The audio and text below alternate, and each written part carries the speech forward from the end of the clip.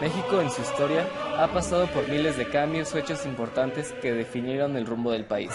Uno de ellos fue la llegada de la masonería. Nacido en la segunda mitad del siglo XVIII, de la mano de inmigrantes franceses asentados en la capital, quienes serían acusados y condenados posteriormente por la Inquisición local. De igual modo, aún sin sustento documental, es muy probable que existiesen logias en el seno del ejército realista español destacado en la Nueva España, por lo mismo que en la población criolla, primero autonomista y luego independentista. Es improbable que existieran masones vinculados a la orden a través de las ideas liberales de la Ilustración francesa. Aunque las doctrinas que practicaban los masones no se oponían a ninguna religión, su rápida expansión causó alarma a la jerarquía católica, esta provocando históricamente que la independencia de México la iniciaran los masones. José María Mateos, prominente político liberal, es quien asegura que en 1884 que los más prominentes independentistas como Miguel Hidalgo, Ignacio Aldama, José María Morelos pertenecían a la masonería.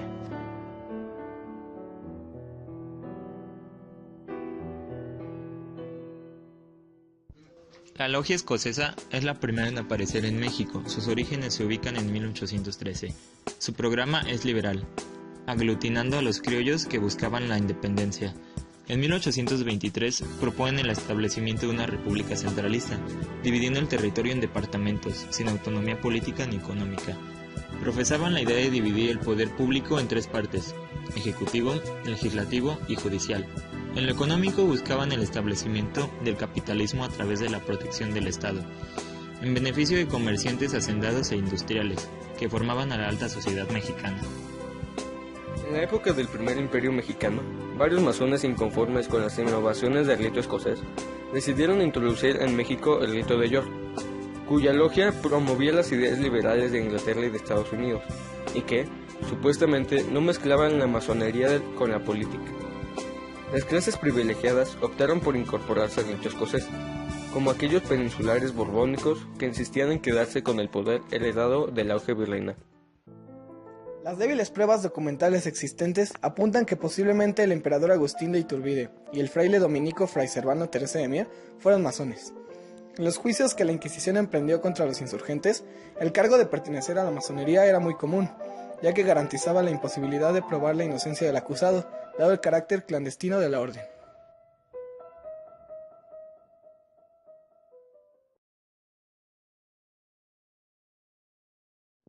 A partir de la independencia en 1821, buena parte de los gobernantes de México hasta 1982 presumiblemente pertenecieron a la masonería.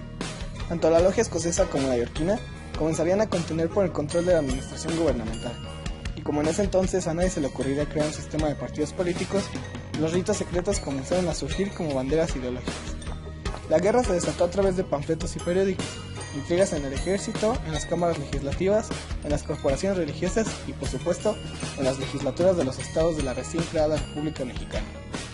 Todos los masones actuaban en la clandestinidad, efectuaban sus reuniones al amparo de la noche y empleaban una escritura cifrada para comunicarse entre ellos, ya que no podían darse a conocer en la sociedad civil. Para reconocerse, utilizaban el saludo de la firma, que incluye un triángulo, el emblema de mayor importancia en la masonería, ya que representaba el equilibrio de todas las fuerzas en una sola deidad. Justamente a principios del siglo XIX se redefinieron los ritos y los grados que variaban según la logia. En el escocés eran 32 los grados de las diferentes etapas masónicas que deberían escalar los iniciados, mientras que en la de York solo había 7. Pero más allá de tales diferencias, todos los masones compartían los mismos principios, uno de los cuales era la creencia en una sola deidad todopoderosa, a la que denominaban el gran arquitecto del universo.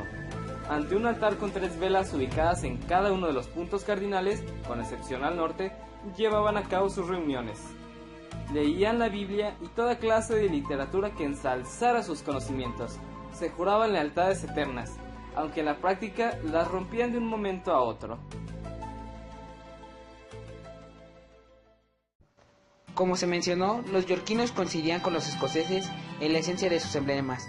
Por eso, discrepaban en algunos ritos, los cuales dependían de la logia que se tratara. En México, los escoceses habían adoptado a la Virgen Lupa como patrona, mientras que los yorquinos recurrían a la Virgen de Guadalupe. Tal vez esta sea una razón que explique por qué Hidalgo escogió la imagen de la Virgen de Guadalupe como estandarte.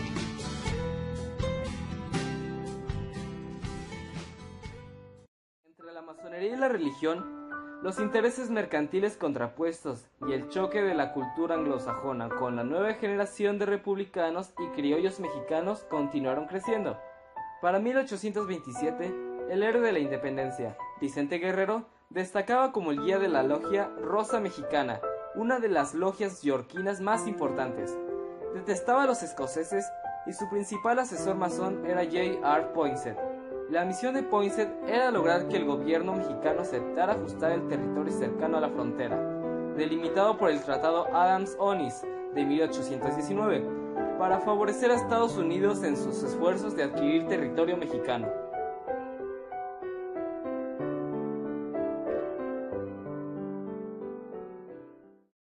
En este momento, la masonería mexicana se divide en dos corrientes políticas, nunca definidas del todo.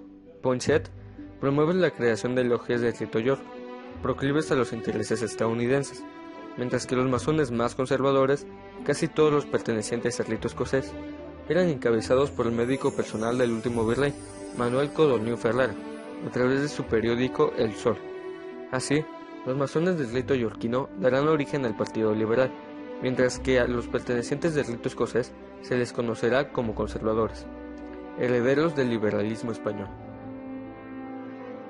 Al poco tiempo, los masones que no veían con total simpatía ninguna de las alternativas existentes optan por una tercera opción, la fundación en 1825 de un rito de corte nacionalista denominado el Rito Nacional Mexicano, cuyos integrantes pretendían la creación de un modelo político y de gobierno propio de la idiosincrasia del mexicano. De cualquier manera, es un hecho que la masonería vino a incidir en los sucesos políticos del país, y muy específicamente en los estados norteños. Durante 1826, las provincias de Coahuila y Texas dieron mucho de qué hablar, no solo por sus disturbios internos y por la migración tejana, sino también por el intento de independentista de la República Fredonia y por las acaloradas disputas dentro del Senado, cuando se presentó un proyecto de la ley para prohibir las logias en todo el territorio nacional. El Partido Liberal, llamado también Partido del Progreso y dividido en puros y radicales, fue fundado por José María Luis Mora a principios del siglo XIX.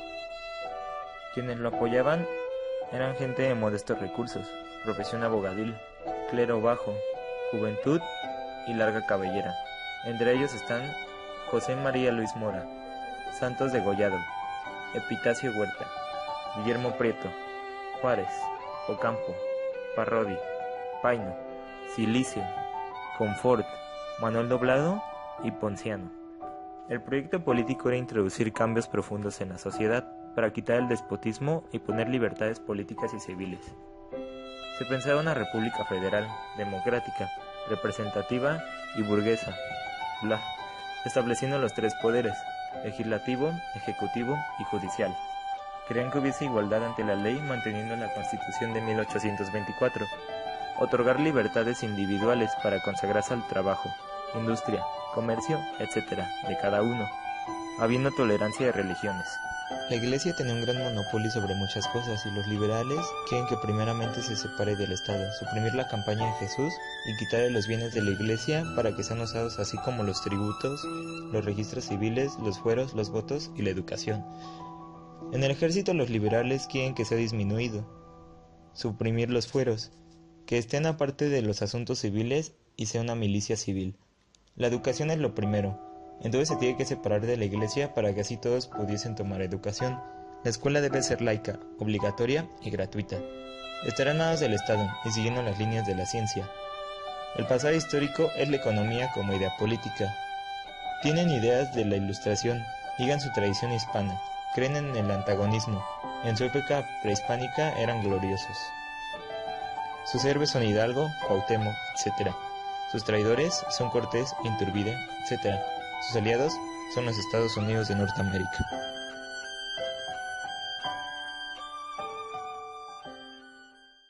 Partido Conservador. Quienes lo apoyaban son gente rica, del ejército, terratenientes, etc., como por ejemplo Lucas Alamán, fundador, Arangois, Elguero, Zuluaga, Juan Nepomuceno, Antonio Jaro, Miramón, Osoyo, Márquez, etc. Su proyecto político es continuar con el antiguo régimen y orden social español, basado en privilegios en prejuicio de otros. Son sin elecciones, monarquía centralista con estados convertidos a departamentos, que son 100% independientes del monarca. Son antifederalistas. La iglesia lo es todo para ellos. La única religión permitida es la católica, con una unidad eclesiástica. Tienen una fuerza económica, debido al monopolio de muchas cosas. Tienen la fuerza pública para moralizar. Se dejan los privilegios y la iglesia coordina la educación para que así no haya ideas liberales. El ejército es 100% apoyado, ya que una monarquía sin un buen ejército no serviría para mucho. Se dejan los fueros y es un ejército bastante competente. La educación es solamente para los ricos, el clero la controla para que no haya derrames de ideas liberalistas. El pasado histórico es poco, es una aberración diabólica exceptuando la época colonial, ya que fue la parte más gloriosa. Sus héroes son Cortés, Iturbide, etc. Sus traidores son Hidalgo, Cuauhtémoc, etc. Sus aliados son España y Francia.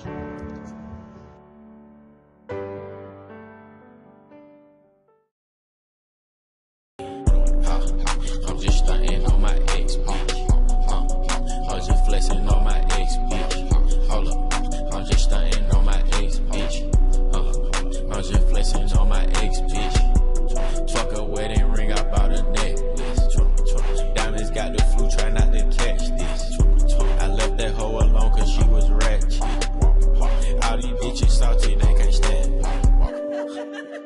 Flexing on that bitch, hold up, flexing on that bitch. Bought a necklace on that bitch, hold up. Her friend gon' lick me like a fruit, roll up, roll up, roll up. She and her feelings on the ground, roll up. 21, flexing on that bitch, hold up. I ain't texting back that bitch, hold up.